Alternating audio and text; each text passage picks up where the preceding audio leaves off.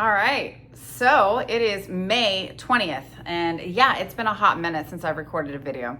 So I'm excited to be back on. By the way, for anybody that is not familiar with me, my name is Tara. I'm also known as Succulent. And so I'm gonna get on and I'm going to catch you guys up a little bit.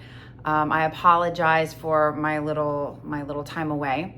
But I would say this, listen, I have gotten so much love from my followers and from different people that have been viewing my channel. But if you could please just subscribe, throw me a like, listen, and comment. Like, give me some feedback. There's gonna be some things that I mentioned, and I love hearing back from my fans and my followers.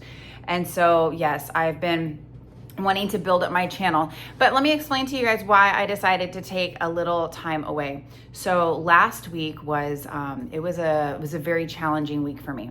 You know, we all go through times where we have to like stop and process and evaluate. And, you know, I even had somebody message me the other day and they're like, hey, can't take back anything that you said. And I go, you know what the funny thing is? I don't take any of it back.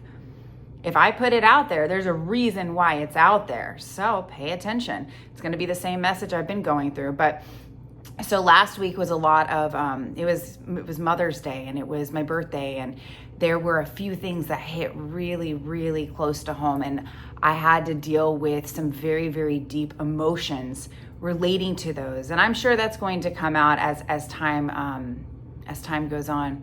But I just want to throw that out there. So I'm back. And hopefully I'll get back to posting, hopefully consistently every day. I've been looking at a few things I've been wanting to maneuver around. We'll see how that goes. I also just opened up a community in Discord. And so I'm also going to be hopefully doing some more over there, so we get a little bit more of a personalized interaction. So I also would love to hear, like, if I decided to start doing lives, I've been trying to figure out like what evenings would probably be the best time for that. Now, for those of you who don't know, I am currently out in Long Beach, California. Woo woo! My first time to California, and I've only been over here on this side of the country a couple of times, several times. And it seems like I keep being pulled in this direction. I don't know why that is. We'll see. So there was that. I also have friends that have been asking me, like, Tara, where have you been? We're looking for the next episode. And so here I am, guys. I'm just more doing a little bit of a catch up today. And I'm going to tell you, even last week, when I was just doing some very deep soul work, all of those coincidences that I was telling you about, which aren't really coincidences, the repetition of numbers, the appearing of different, animals. I'm on the 4th floor right now at a hotel. And I went to go send a message yesterday, and I look at the window, and there's no shrubs outside my window. We're 4 stories up. It is not common for a hummingbird to be this high, but he was right here in the window, looking in the window, and then took off as soon as I looked over at the window. So, I mean, a lot of people are gonna be like, oh, you're just crazy. That shit happens all the time. Cool. You just don't even worry about following me anymore. But yeah, it's called Dark Night of the Soul energy. And for any of you guys that have dealt with that, we have to let go of things that no longer serve us, or we have to put them in their proper place.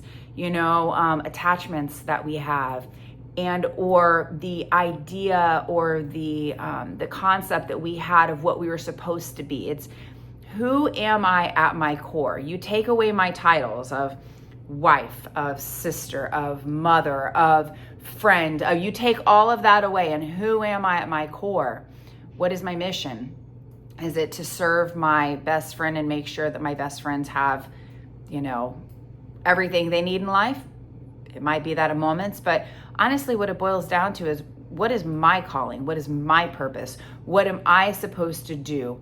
And there's a lot of expectations of a lot of people around me of what that's supposed to look like and how it's supposed to go, or, and yeah, you gotta let go of those misconceptions, and you've got to do what's best for yourself and what you believe to be true and right at your core.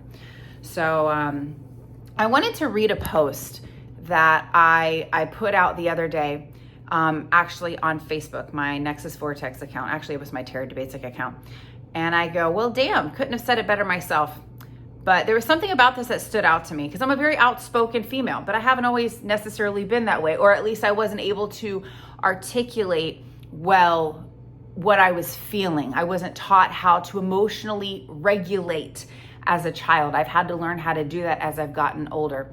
So just listen to this for a second. You could even go on to my Terra to Basic Facebook account and see it. I probably will post it on YouTube as well right now. A woman standing up for herself. We live in a generation where the moment a woman stands up for herself, sets healthy boundaries, or refuses to accept disrespect, she's so often labeled as crazy. Not emotional, not hurt, not disappointed, just crazy. Because how dare she raise her voice after being ignored? How dare she ask for consistency in a world full of mixed signals? How dare she question someone's behavior when something doesn't feel right?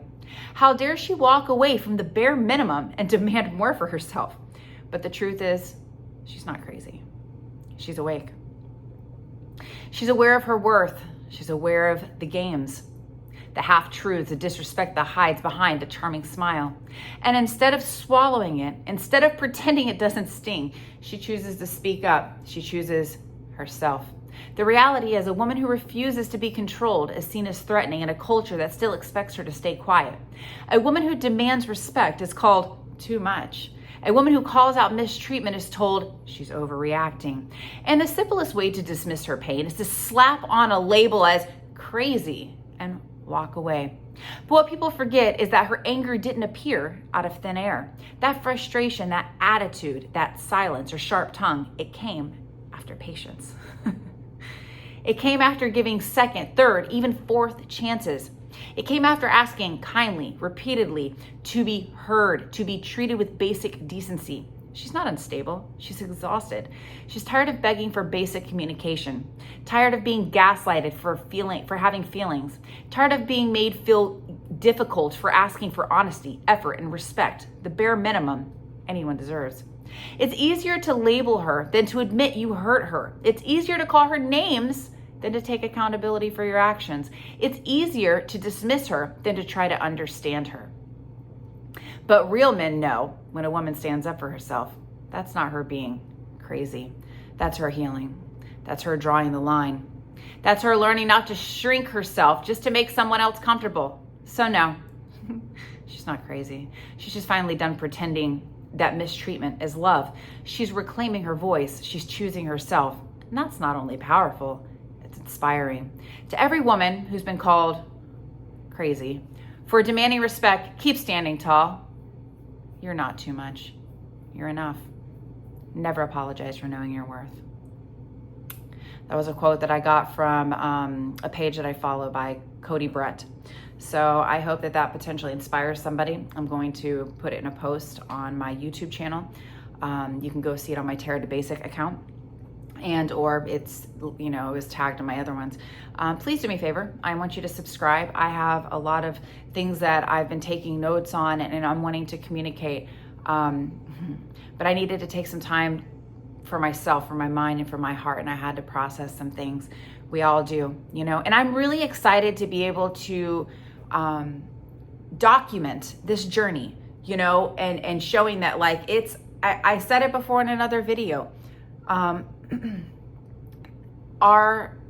lives are not linear. Sometimes we have to circle around. We have to address certain things multiple times before we, learn to let go of certain patterns or cycles that we need to break free from. That's part of breaking generational curses. It's not necessarily a one and done. I mean, I'm sure it could be if maybe, my name was Jesus, but my name is definitely not Jesus, and I'm not perfect. It's going to take me sometimes a couple of times to figure those things out. And I'm fairly confident that the majority of you are the same way. So do me a favor, throw me a like up there, throw me a subscribe, and I look forward to speaking more with you guys later. Mwah.